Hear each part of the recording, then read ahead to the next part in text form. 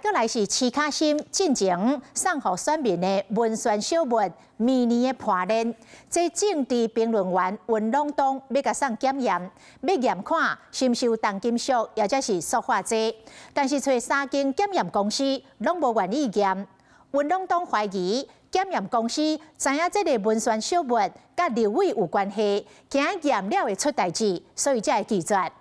市卡心回应讲，文朗东送去倒位检验，伊根本唔知影，讲这个代志甲伊无地带。国民党立委市卡心骨力走行程，展现亲民的形象。除了握手关心，嘛顺续分文宣的小物，造型古水、色水是真野目。不过，这个米尼的对野目因为版权的问题互质疑，即马政治评论员文朗东普文表示，家己开钱检验，煞来碰壁。陆陆续续做这件事情到现在，非常的震惊啦。因为没有想到说一个科学的事情会变得被这些检验公司政治化。为着闪避政治因素，文朗东甲厂商讲是摕到7套米，家己公司想要进口，送来检测重金属甲塑化剂，挑工掠调市卡心的大纸。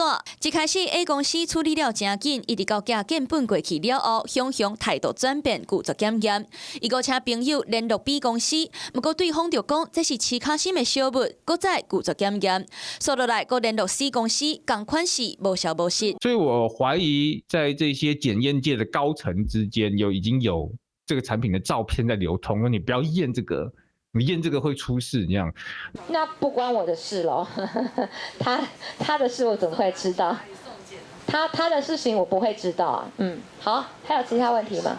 到目前为止，3间公司拢表示过爱去问细节，不过这个小物成分敢有问题，检验出来数字是清清楚楚。不过拒绝检验的背后是引发着议论。